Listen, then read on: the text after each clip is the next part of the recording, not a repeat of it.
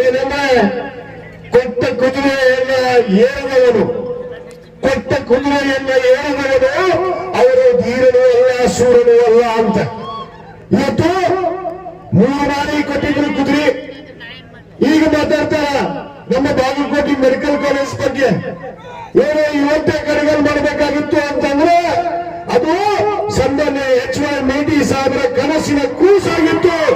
ಎಲ್ಲ ಬಡವರ ಮಕ್ಕಳು ಕೂಡ ಇವತ್ತು ರೈತರಾಗಬೇಕು, ಇಂಜಿನಿಯರ್ ಆಗಬೇಕು, ವಿದ್ಯಾವಂತರಾಗಬೇಕು ಅನ್ನೋದು ಕಾರಣದಿಂದ ಇವತ್ತು ನಮ್ಮ ಮಾನ್ಯ ಮುಖ್ಯಮಂತ್ರಿಗಳಿಗೆ ಇವತ್ತು ಅನೇಕ ಬಾರಿ 2017ರಿಂದ 23ರವರೆಗೆ ಬಿಡದೆ ಅದಕ್ಕೆ ಅನುದಾನ ಒದಗಿಸಿ ಇವತ್ತು ಬಾಗಲಕೋಟೆನಲ್ಲಿ ನಮ್ಮ ಬಡ ಮಕ್ಕಳು ಕೂಡ ಇವತ್ತು ವೈದ್ಯರು ಆಗ್ತಾರೆ ಅನ್ನೋದಕ್ಕೆ ಇವತ್ತು ಸನ್ಮಾನ್ಯ ಸಿದ್ದರಾಮಯ್ಯ ಸಾಗರ ಇವತ್ತು ಶಂಕುಸ್ಥಾಪನೆಯನ್ನ ಮಾಡಿದ್ದಾರೆ.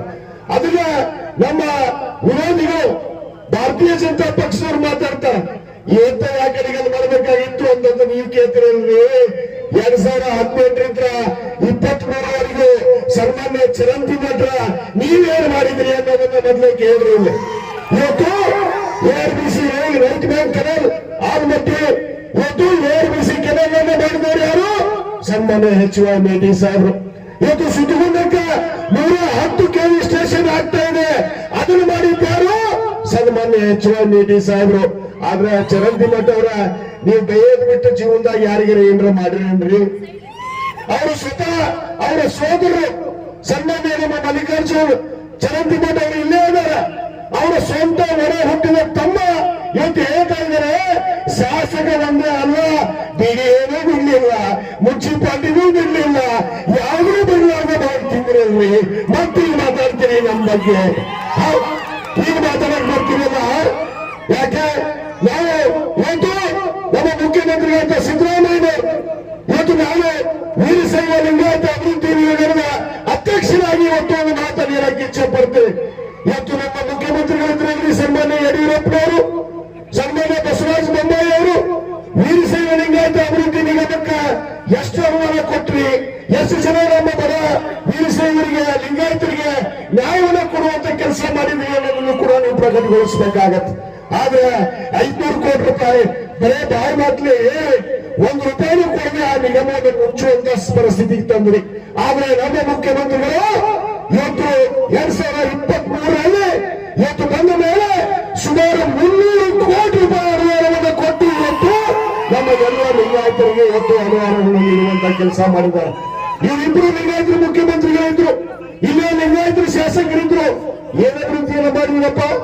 ಒಂದು ಬಸವಣ್ಣನ ಫೋಟೋ ಹಾಕಲಿಲ್ಲ, ಒಂದು ಬಸವ ಜಯಂತಿಯನ್ನು ಮಾಡಲಿಲ್ಲ. ಇವತ್ತು ನಮ್ಮ ಮನೆ ಮುಖ್ಯಮಂತ್ರಿಗಳು ಕಳೆದ ವರ್ಷ ಏಪ್ರಿಲ್ ನಲ್ಲಿ ಇದೇ ನಮ್ಮ ಕೂಡಲ ಸಂಗಮ ಕ್ಷೇತ್ರ, ಯಾಕಂದ್ರೆ ನೀವೆಲ್ಲರೂ ಕೂಡಲ ಸಂಗಮ ಮಾತನ್ನ ನಂಬಿದಂತ ಭಕ್ತರು. ಇವತ್ತು ಆ ಕೂಡಲ ಸಂಗಮದಲ್ಲಿ ಅನ್ನ ಬಸವಣ್ಣನ ಒಂದು ಜಯಂತ್ಯೋತ್ಸವನ್ನ ಮಾಡಿದ್ದು ಕೂಡ ಅದು ನಮ್ಮ ಮುಖ್ಯಮಂತ್ರಿಗಳಂತ ಸಿದ್ದರಾಮಯ್ಯ ಸಾಹೇಬರು ಅನ್ನೋ ಮಾತನ್ನ ಗಟ್ಟಿಯಾಗಿ ನಾನು ಇವತ್ತು ಹೇಳಬೇಕಾಗತ್ತೆ.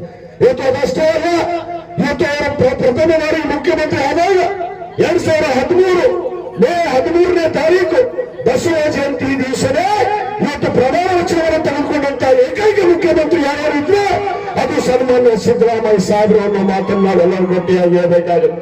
ಬಂಧುಗಳೇ, ಬರೀ ಮಾತಾಡ್ಬಾರ್ದು, ಮಾತಿಂದ್ರೆ ಏನೋ ಆಗೋದಿಲ್ಲ, ಮಾತಂತೆ ನಡೆಯುವಂಥದ್ದು ಕೂಡ ಆಗ್ಬೇಕು ಅನ್ನೋದಕ್ಕೆ ಯಾರಾದ್ರೂ ಒಬ್ಬ ವ್ಯಕ್ತಿ ನಮ್ಮ ದೇಶದಲ್ಲಿ ಇದ್ರೆ ಅದು ಸನ್ಮಾನ್ಯ ಸಿದ್ದರಾಮಯ್ಯ ಸಾಹೇಬರು ಅನ್ನೋ ಮಾತನ್ನು ಇವತ್ತು ನಾವು ಗಟ್ಟಿಯಾಗಿ ಹೇಳಬೇಕಾಗುತ್ತೆ. ಆದ ಕಾರಣ ಇವತ್ತು ಬಂಧುಗಳಲ್ಲಿ ನೀವು ಕೈ ಮುಗಿದು ವಿನಂತಿ ಮಾಡ್ಕೊಳ್ಳೋದಿಷ್ಟೇ. ಇವತ್ತು ಜಾತಿ ಮತ ಭೇದ ಅಂತ ಹೇಳಿ ಯಾವತ್ತೂ ಕೂಡ ಸನ್ಮಾನ್ಯ H.Y. ಮೇಟಿ ಸಾಹೇಬರು ಯಾರನ್ನೂ ಇಲ್ಲಿ ತಾಲೂಕಿನಲ್ಲಿ ನೋಡಿಲ್ಲ.